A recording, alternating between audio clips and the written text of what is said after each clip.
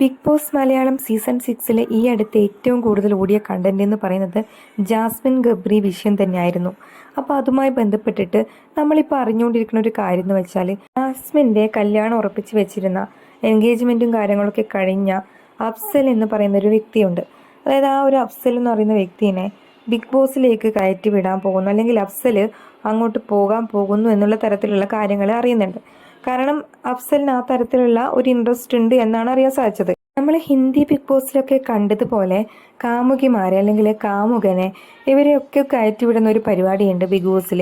അപ്പോൾ അത് ഇവിടെയും കൊണ്ടുവരാനാണോ ബിഗ് ബോസിൻ്റെ തീരുമാനം എന്ന് നമുക്കറിയില്ല. ചിലപ്പോൾ അങ്ങനെ ഒരു തീരുമാനം ബിഗ് ബോസ് എടുത്തേക്കാം. കാരണം റേറ്റിങ്ങും കാര്യങ്ങളൊക്കെ കിട്ടാൻ വേണ്ടിയിട്ട് ഏറ്റവും നല്ലൊരു കാര്യം തന്നെയാണ് അഫ്സലിനെ കയറ്റിവിടുക എന്ന് പറയുന്നത്. കാരണം അവിടെ കെണിഞ്ഞു പോകുന്നത് ജാസ്മിൻ തന്നെയായിരിക്കും.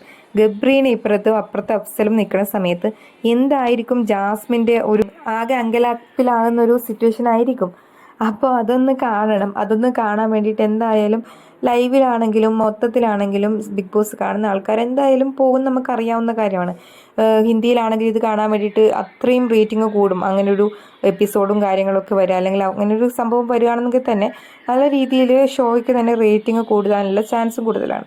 അപ്പോൾ അഫ്സലിനടക്കം ഇപ്പോൾ താല്പര്യമുള്ളൊരു കാര്യം ആയതുകൊണ്ട് തന്നെ എന്തായാലും അതിനുള്ളൊരു ചാൻസ് നമുക്ക് തള്ളിക്കളയാൻ പറ്റത്തില്ല. കൂടാതെ നമ്മൾ അറിയാൻ സാധിച്ചിടത്തോളം ജാസ്മിനാണ് ഇവരുടെ കല്യാണത്തിന് വേണ്ടിയിട്ട് എൻഗേജ്മെൻറ്റും കാര്യങ്ങളൊക്കെ വേഗം നടത്തി വെക്കണമെന്നും പറഞ്ഞ് കല്യാണം വേഗം കഴിക്കണമെന്നും പറഞ്ഞ് അത്രയും തിരക്ക് കൂട്ടിയതും എല്ലാ കാര്യങ്ങളും ചെയ്യാൻ വേണ്ടി അഫ്സലിനെ അടക്കം പ്രേരിപ്പിച്ചതും എന്നുള്ള കാര്യങ്ങളിലൊക്കെയാണ് അറിയാൻ സാധിക്കുന്നത്.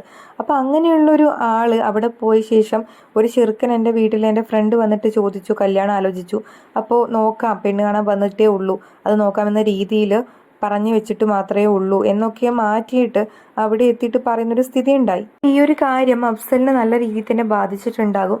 അഫ്സലിന് നല്ല രീതിയിലുള്ള മറുപടി കൊടുക്കേണ്ടി വരും. കാരണം മറുപടി ജാസ്മിൻ കൊടുക്കേണ്ടി വരും. അത് വന്നിട്ടാണെങ്കിൽ പോലും എന്താണ് ജാസ്മിൻ്റെ തീരുമാനം നമുക്ക് കണ്ടറിയേണ്ടി വരും. ഗബ്രിയുടെ കൂടെ പോകാനാണോ അതോ ഇനിയിപ്പം അഫ്സലിന് ഇത് ഇനി ഇവളെ സ്വീകരിക്കുന്ന രീതിയിലേക്ക് ഇനി പറ്റുമെന്ന് എനിക്ക് തോന്നുന്നില്ല. എന്തായാലും നമുക്ക് കണ്ടറിയാം. നമ്മുടെ ചാനൽ ആദ്യമായിട്ട് കാണുന്നവരാണെങ്കിൽ സബ്സ്ക്രൈബ് ചെയ്യാനും ലൈക്ക് ചെയ്യാനും ഷെയർ ചെയ്യാനൊന്നും മറക്കണ്ട.